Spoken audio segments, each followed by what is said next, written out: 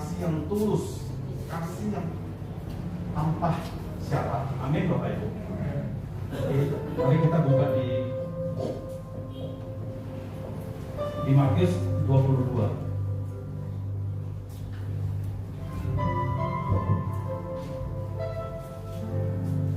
Matius 22 ayat 36.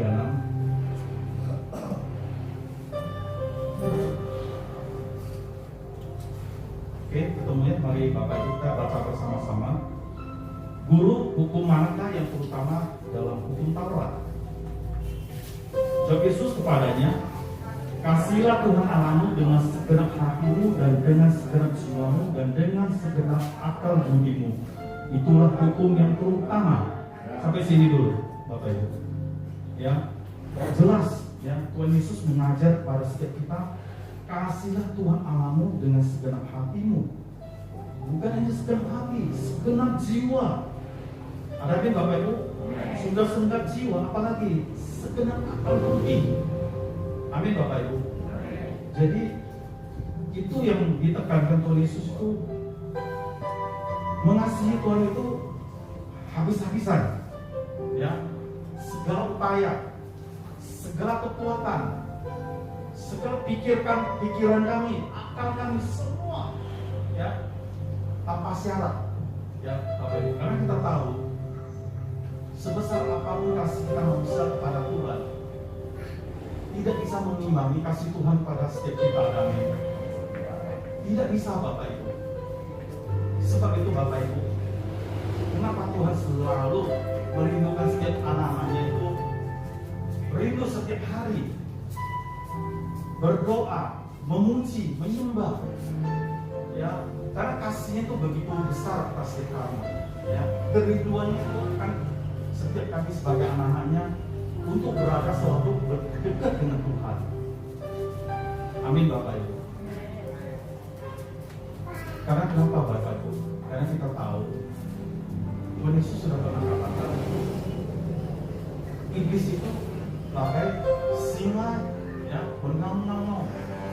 Ya, kita ini bagai domba-domba, ya, dikeliling oleh serigala. Ya, Tuhan Yesus mau memakai seperti serigala dengan domba. Kita sedikit lengah aja habis, ya. Jadi Bapak Ibu, yang terutama kita harus, ya, benar-benar mengenal Tuhan. Banyak kita lakukan, bahkan hamba-hambanya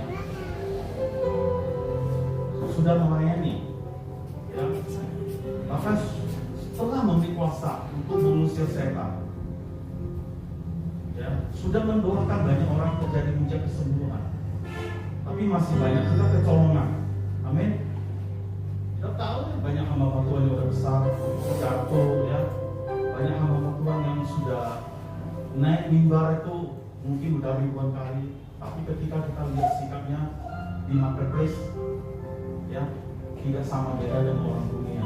Itulah Bapak Ibu, kenapa Tuhan katakan sekalipun engkau sudah PDP, PDM, bahkan PDT, jika kita tidak berdoa setiap hari, tidak bersekutu dengan Tuhan setiap hari, kita pun rawan sekali, ya, dibohongi iblis, ditipu iblis. Ya. Percayalah Bapak Ibu, iblis juga ada di tengah-tengah gereja. Ya. Ketika Anda melayani sebagai sekolah minggu, iblis juga hadir. Ya, ketika kita duduk musiknya, iblis juga hadir. Ya. Ketika kita melayani, iblis juga hadir. Tapi satu hal yang paling iblis takutin, ketika Anda lagi memuji, menyembah. Ada amin, beri kemuliaan ke Tuhan.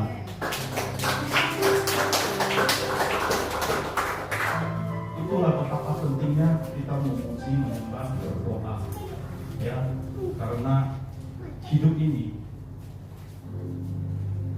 doa itu adalah nafas. Ya, nafas roh kita.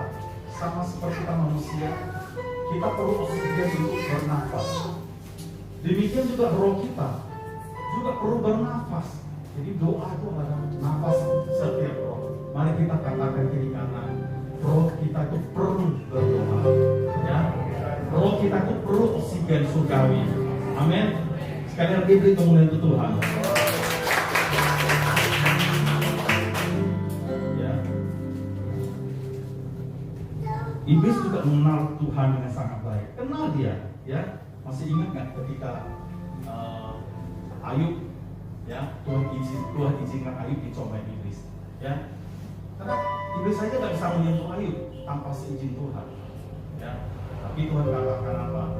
Pencobaan aku yang kita mengalami, ya, tidak pernah melampaui setiap kekuatan kita. Kita sudah tahu bagaimana ketika Ayub diuji, ya. Iblis benar-benar dia nggak bisa menyentuh Ayub karena Ayub itu orang yang saleh, orang yang taat memuji menyembah, orang yang taat berdoa. Ya, kita belajar dari sini Bapak Ibu. Coba mari kita buka di Yesaya 28.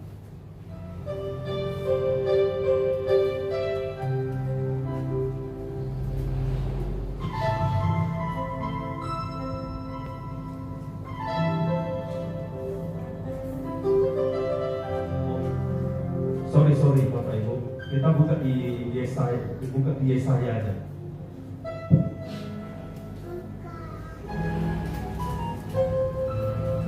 Yesaya 14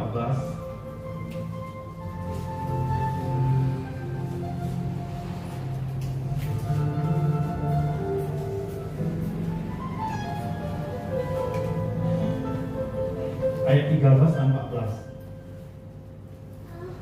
Ketemu Bapak Ibu? Engkau yang tadinya berkata dalam hatimu, aku hendak naik ke langit, aku hendak mendirikan tataku mengatasi bintang-bintang Allah, dan aku hendak duduk di atas bukit pertemuan. Jauh di sebelah utara aku hendak naik mengatasi ketinggian awan-awan, hendak menyamai yang maha tinggi. Siapa ini Bapak Ibu? Ini adalah iblis. Ya, pagi ini kita belajar dari iblis. Kenapa iblis bisa jatuh? Karena udah lengah, ya. Dia mau menyamai Tuhan. Dia sudah menjalankan visi dia sendiri, ya. Tidak menjalankan kehendak Tuhan. Apalagi kita, Bapak Ibu. Iblis jauh lebih cerdik dari manusia, ya. Kenapa? Karena Alkitab katakan dia itu adalah bapak penipu, ya.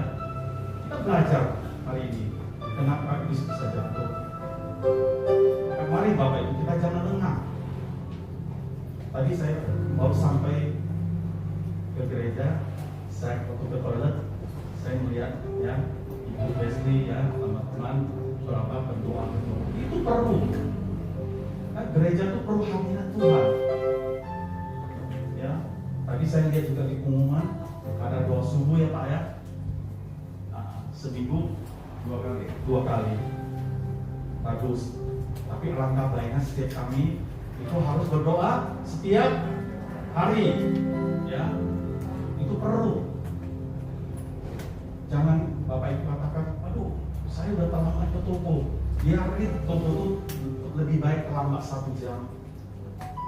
Anda berdoa dulu, baru ke toko. Amin. Berusaha itu berdoa. Kalau nggak sempat, malamnya berdoa. Saya mau bersaksi Bapak Ibu. Mama saya baru berdoa.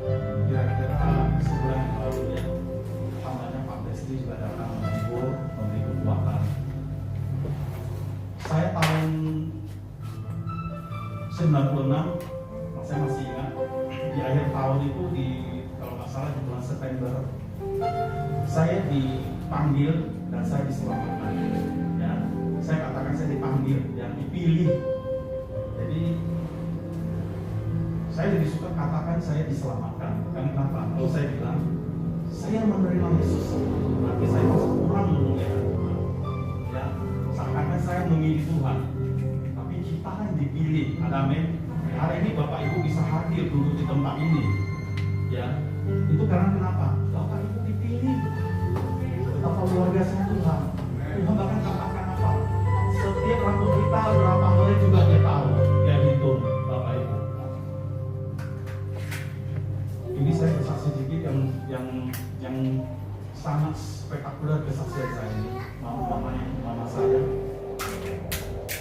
hampir 25 tahun setiap hari saya berdoa buat semua keluargaku, dari mama, abang, kakak, bahkan semua saudara, bahkan selesai seluruh bangsa juga saya doakan. Dari Sabang sampai Merauke semua saya doakan untuk keselamatan jiwa. Kenapa Bapak Ibu? Ketika kita berada di dalam hadirat Tuhan senantiasa, kita juga akan mengerti apa kerinduan Tuhan. Amin. Jika kita sudah malas doa, sudah malas bersekutu Tuhan, saudara kita, teman-teman kita nggak ada kasih lagi, kita nggak ada kepedulian lagi dengan mereka, nggak ada lagi. Mau bilang kasih persaudaraan apapun, cuma hanya di mulut doang, ya. Kalau kita benar-benar kasih dengan kasih persaudaraan, kita pertama ingat dulu keselamatan mereka. Ada amin. Banyak kita anak-anak Tuhan akan hamba mendengar, ya. Kita bisa bangun gereja dengan muat 5.000, 10.000, ya. Kita bisa sekali kebaktian setiap minggu bisa 5 kali. Tetapi jika ketika kita sudah kehilangan arah, kehilangan visi Tuhan, sudah berjalan dengan kekuatan, ya, karena kesibukan lain, hati-hati Bapak Ibu. Jadi setiap kita, bahkan hamba Tuhan, perlu bermalas diri, perlu menjaga diri juga. Karena kita tidak ada yang super, tidak ada yang kuat. Sekalipun kita sudah mulai di 25 tahun, dipakai Tuhan secara luar biasa, seperti yang tadi saya katakan.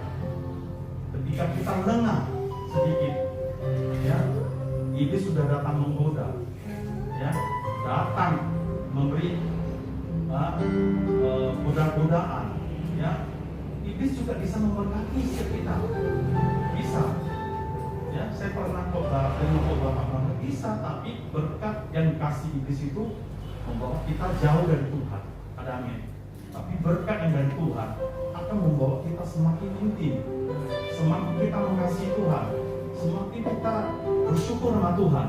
Itu adalah berkat dari Tuhan. Hati-hati Bapak Ibu. Kalau Bapak Ibu sudah makin diberkati, jam doa Anda, ya, Matius sudah jauh dari Anda, ya, maksudnya firman Tuhan. Hati-hati Bapak Ibu, ya. Kita lihat kesaksian apa yang maksudnya yang Tuhan Yesus katakan waktu dia mengusir iblis lagi mencoba dia. Dan Tuhan Yesus katakan, kenyalah kau iblis, hanya kepada Tuhan yang harus menyembah. Amin. Hanya kepada Tuhan yang harus menyembah. Di kemuliaan untuk Tuhan. Jadi saya kembali ke tadi kesaksian mama saya. Saya nggak nyangka, ya, mama saya itu detik-detik terakhir sebelum dipanggil Tuhan, dia terima Tuhan tanpa saya injili, ya.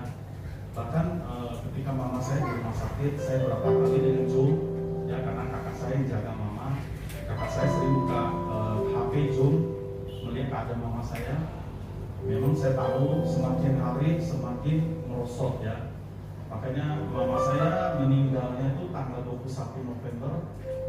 Saya sekitar tanggal 18 sudah buru-buru datang ke Medan dari Jakarta, karena saya pindah ke Jakarta udah hampir 5 tahun. Ketika saya sampai sudah malam karena pesawatnya delay. Pupul saya paling tua sampai kedua, ya. Nah, memang pupul saya belum terima Tuhan, ya. Jadi pupul saya juga rindu mama saya itu nanti waktu mau waktu meninggal tuh harus jalan sesuai dengan kebudayaan leluhur kita, ya, yaitu secara agama Buddha. Tapi keseluruhan lain Bapak Ibu. Kenapa? Waktu saya sampai di Kuala Namu sudah jam 9 malam. Semua transport hanya tinggal taksi, ya. Sebenarnya saya ingin naik kereta api karena kereta api itu langsung ke Center Point. Mama saya kebetulan di rumah sakit di sebelah Center Point, Bukit Teguh. Jadi kereta api pas saya sampai itu baru jalan 15 menit yang lalu, ya, kata orang ekor. Ya udah, saya naik taksi jam 10 sampai. Kakak saya ada WA, saya lihat ada kabar sukacita. Saya kaget, saya kira mama saya sudah sembuh, boleh pulang. Rupanya kabar sukacita begini, Waktu pukul saya untuk berkeluar ke santai, mama sudah panggil nama Yesus, ya. Pukul saya sempat terkejut, ya. Akhirnya mama saya menyampaikan kepada kakak ipar saya bahwa dia mau terima Yesus, ya. Tapi puji Tuhan, pukul saya juga dijamah Tuhan. Pukul saya bilang nggak apa-apa, bilang sama cici saya, semua agama sama. Dimana mama udah pilih, kita ikut aja, ya. Beri kemuliaan Tuhan itu yang besoknya hari Jumat tanggal 22 saya mau datang lihat mama, ya. Dan mama melihat saya lama sekali, ya. Makanya nggak berkedip memandang saya dan memegang tangan saya erat sekali, seperti dia mengatakan, aku sayang kamu nak, dan megang kuat sekali. Saya tahu itu mencerminkan satu sukacita, satu bisa juga kerinduan daripada saya. Karena udah hampir 2 tahun selama pandemi saya nggak pulang. Akhirnya besok saya baptis mama, ya, dengan baptis percik, karena mama saya nggak memungkinkan berbaptis selang. Jumat saya baptis, bukan Jumat, Sabtu saya baptis, dan hari Minggu jam 7 malam dipanggil Tuhan. Bayangin aja Bapak Ibu, waktu itu begitu diatur Tuhan, itu begitu pas Bapak Ibu. Yang luar biasa, bukannya yang menginjil mama saya ini selama di rumah sakit itu Tuhan pakai seorang suster, ya. Jujur Bapak Ibu, waktu saya mau pindah ke Jakarta, ada terbesit di hati saya. Waktu saya mau berangkat tuh saya dalam keadaan sedih karena saya mau meninggalkan mama, ya. Soalnya kenapa? Karena saya sama mama saya cukup dekat, karena saya termasuk anak yang bungsu. Waktu saya mau berangkat ada satu terbesit penyesalan diri. Saya waktu berangkat pindah ke Jakarta itu sesudah 20 tahun saya bertobat dan melayani Tuhan. Dan hati saya katakan begini, saya sibuk melayani, kok mama saya belum diselamatkan. Saat saya nyalakan diri, aduh, saya ini anak yang kurang berbakti. Sibuk melayani sampai mama saya jarang bawa ke gereja. Memang ada kadang-kadang bawa, karena saya kalau di hari Minggu udah tahu sangat sibuk. Karena mama juga kadang-kadang dijemput, mama juga nggak mau, ya. Jadi susah sekali mau ajak ke gereja. Rupanya Tuhan tidak menyia-nyiakan seperti semua apa yang sudah saya tabur, ya. Dan nyangka seorang suster itu bisa menginjili mama saya, mendoakan mama saya terus. Sudah saya sampai di Medan, kakak saya perkenalkan dengan suster itu. Rupanya suster itu kenal saya. Dia katakan, bapak kan yang melayani khotbah 3 tahun di EMTC, salah satu cabang kita yang di Jalan Pancing, ya Pak Presiden. Saya kaget. Aduh, saya sangat sukacita karena kenapa? Saya melayani susternya, suster melayani mama saya. Ada amin Bapak Ibu. Jadi hari ini saya mau katakan kepada setiap jemaat yang terkasih, jangan jemu-jemu berdoa, ya, buat keluarga, buat saudara kita. Itu baru tandanya kasih persaudaraan. Tanpa kasih, Anda akan kehilangan visi. Ketika Anda kurang visi, itu tandanya apa? Anda udah bosan doa. Buat apa ya? Kok doa-doa terus saja? Ya, karena dianggap remeh doa itu. Sebab Tuhan Yesus katakan kepada muridnya, berdoalah, berjagalah setiap waktu supaya engkau tidak jatuh ke dalam pencobaan, Bapak Ibu. Ya, luar biasa. Mama saya waktu detik-detik terakhir itu Tuhan perlihatkan lagi satu mujizat lebih luar biasa lagi. Saya suruh cici saya selalu buka rohani, buku lagu rohani pakai YouTube, kasih mama dengar. Pas memang waktu itu saya tidak berada di rumah sakit, cici saya di samping dia. Ketika pas satu lagu rohani, lagu Hokin, ya, itu lagunya kira begitu, Yesus membangkang tanganku berjalan. Memang lagu ini sangat luar biasa, ya. Untuk orang-orang yang detik-detik terakhir mau dipanggil Tuhan, itu lagu itu sangat luar biasa, ya. Ditulis oleh seorang pastor Cikilim dari Malaysia. Pas itu mama saya ketemu Tuhan Yesus detik-detik sebelum dia meninggalkan dunia. Dia memanggil nama Yesus 2 kali. Yesus, Yesusku, kuat sekali, padahal waktu itu dia udah remaja. Tapi ketika panggil nama Yesus itu bisa kuat. Ya, bahkan tetangga, maksudnya pasien yang di sebelah mama saya tuh, ya kamar itu muat 2 pasien. Bahkan mereka juga itu mendengar, ya, orang Batak, ya. Dia juga bersaksi keponakannya yang menjaga mamanya, keponakannya yang menjaga bibinya dikatakan, iya saya ada mendengar tadi Ama memanggil nama Tuhan Yesus 2 kali. Biasa Bapak Ibu udah bisa ngerti, ya. Biasa orang detik-detik terakhir itu bisa melihat, ya, alam roh, melihat hal-hal yang secara manusiawi kita tidak bisa melihatnya. Itulah Bapak Ibu. Jadi mari Bapak Ibu, jika kita mengasihi persaudaraan kita harus banyak doakan mereka. Daripada Bapak Ibu memberkati kasih uang, memang nggak salah kita berkasih uang, ya. Tapi kalau kasih kita ini benar-benar, apalagi saudara kita itu belum bertobat, kita harus benar-benar harus setiap hari doakan, karena tidak akan terbuang sia-sia. Demikian juga papa mertua saya bersaksi Bapak Ibu, papa mertua saya juga tidak pernah terima Tuhan. Tetapi apa Bapak Ibu, itu kasih Tuhan itu luar biasa, kasih karunia Tuhan itu luar biasa. Ketika papa mertua saya meninggal pas di bulan Juli itu puncaknya COVID-19, sehingga kami tidak bisa datang untuk melayat, ya. Jadi meninggal itu di Sipolda, Pak Presiden. Adik ipar saya yang bisa pergi dari Medan, bahkan satu lagi kakak dan istri saya dari Tanjung Balai via darat bisa ke sana. Kita Jakarta susah, cari pesawat juga susah. Tahu nggak Bapak Ibu? Waktu malam pertama, ya, karena kan Papa mertua kan masih dalam Buddha. Waktu meninggal itu ya pakai ala Buddha. Ya, waktu itu istilahnya itu kayak pendeta Buddha itu lagi berdoa, ya, ala Buddha, lagi seperti itulah, jampi-jampi berdoa gitu, ya. Adik ipar saya semua hidup dia tidak pernah melihat penglihatan, dan tiba-tiba dia lagi duduk, dia melihat penglihatan papanya lagi bermain-main dengan Tuhan Yesus di satu lapangan yang sangat indah, ya.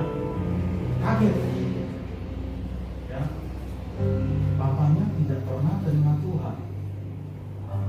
Satu hal yang saya mau katakan Bapak Ibu, kita tidak pernah jemu-jemu berdoa.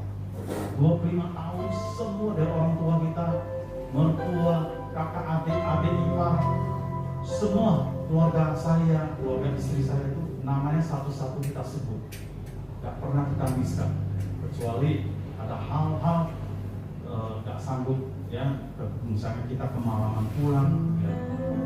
Saya katakan hampir 90% kita selalu doakan setiap hari, Bapak Ibu. Ya, memang kita ada pesan sama istri saya, ada pesan sama papanya, Pak, ketika kamu nggak ada harapan, ketika kamu nggak ada jalan, kamu panggil nama Yesus, ya. Kamu panggil namanya. Bagi saya, bagi kita, iman saya, mungkin detik terakhir itu dia memanggil nama Yesus. Betapa besarnya kasih karunia Tuhan. Amin. Masih ingat nggak Bapak Ibu? Tuhan Yesus pernah berkata, ya, ngobrol-ngobrol dengan muridnya bahwa seekor unta, ya, susah melewati lubang jarum, ya. Akan sangat lebih dari apalagi orang kaya. Murid katakan apa? Waduh, berarti masuk surga kan susah. Tuhan Yesus katakan apa? Ya, bagi manusia tidak mungkin, tapi tiada mustahil bagi Tuhan. Ada amin? Ini kemuliaan untuk Tuhan. Ini bisa, Pak? Cukup waktunya. Oke, Bapak Ibu, waktunya udah cukup, ya. Coba, boleh Pak saya minta 5 menit lagi? Ya, 5 menit, ya. Ini ada satu kesaksian lagi yang luar biasa. Saya pernah sekali, ya, mungkin saya kurang doa.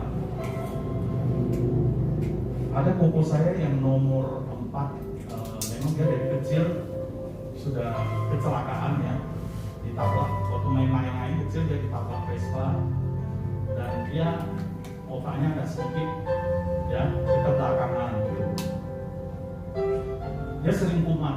Sekali kumat, waktu masuk rumah sakit itu kita akan habis perampung obat. Kalau obat itu mahal ya untuk orang-orang yang ada gangguan jiwa, itu bisa puluhan juta. Ya. Jadi dokter ada pesan dia tidak boleh mabuk, tidak boleh minum bir, tidak boleh minum kopi, tidak boleh merokok. Jadi setiap kali ketahuan mama saya lapor, dia nggak dengar patuh dengan pesan mama. Setiap kali saya pulang tuh saya memarahinnya, ya. Lama-lama saya marahnya itu udah marah kedagingan, bukan marah lagi sebagai mengasihinya. Sudah berkecamuk emosi, amarah, ya. Saya ditegur Tuhan, saya ditegurnya begitu. Ketika saya berangkat ke Israel, saya ditegur Tuhan di sana. Hari pertama kita langsung ke Laut Mati ya.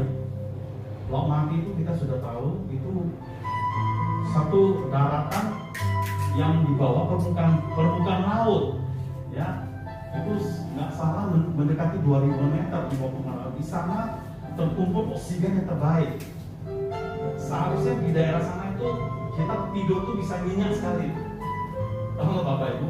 Kira-kira jam 2 pagi saya mimpi. Tuhan kasih saya mimpi dan melihat dalam mimpi itu saya lagi memaki-maki, bukan marah loh, maki-maki. Kalau maki itu dari tingkat di atas marah, amarah.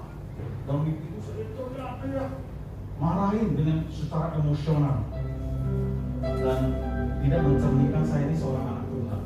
Memang benar, itu kenyataan itu saya lakukan itu. Jadi Tuhan perlihatkan di dalam mimpi. Dan saya terbangun jaga gak bisa tidur, Pak Besti. Setengah jam, boleh gak bisa tidur. Waduh, dalam hatiku pikir, wah kacau nih kok gak bisa tidur, gimana besok pagi mau jalan, ya. Akhirnya tahu nggak Bapak Ibu? Biasa kita kok gak bisa tidur, obatnya apa? Alkitab kan? Saya buka Alkitab, mari Bapak Ibu sama-sama baca. Saya langsung dapat ayat ini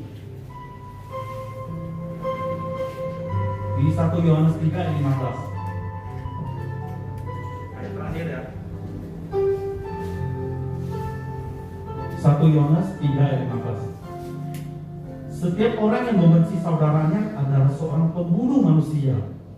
Dan kamu tahu bahwa tidak ada seorang pembunuh yang tetap memiliki hidup yang kekal di dalam dirinya. Ada amin Bapak Ibu.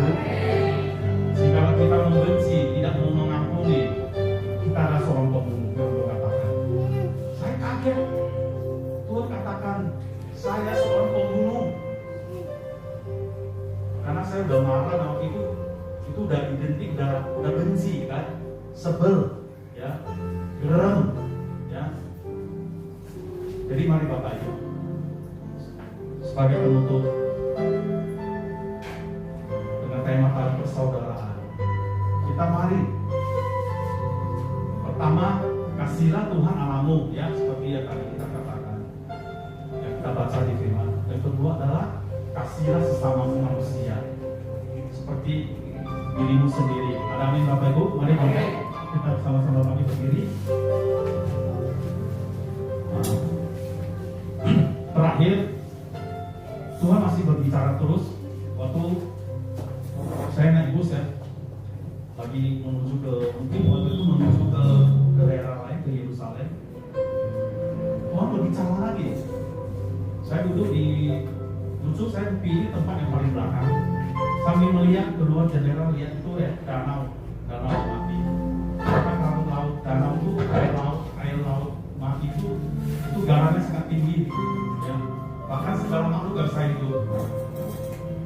Ya, pertama. Kedua, karena kandungan garam itu begitu tinggi, kadar garamnya itu begitu tinggi. Garamnya itu bisa dibuat obat-obat, bahkan kosmetik, ya. Kita di Israel kita nampak itu hasil dari laut mati itu menghasilkan itu banyak mineral, ya, karena mineralnya sangat tinggi. Tuhan katakan apa? Itu jelas ya, saya mendengar suara Tuhan. Jika kadar kasihmu nggak tinggi, daging kamu nggak akan mati. Amin. Seperti kadar garam itu begitu tinggi, semua makhluk bisa hidup kan. Daging kan nggak mati, kata amarah itu kan daging. Ya. Kedua, ketika kadar kasih kamu tinggi, setinggi kadar lemak mati,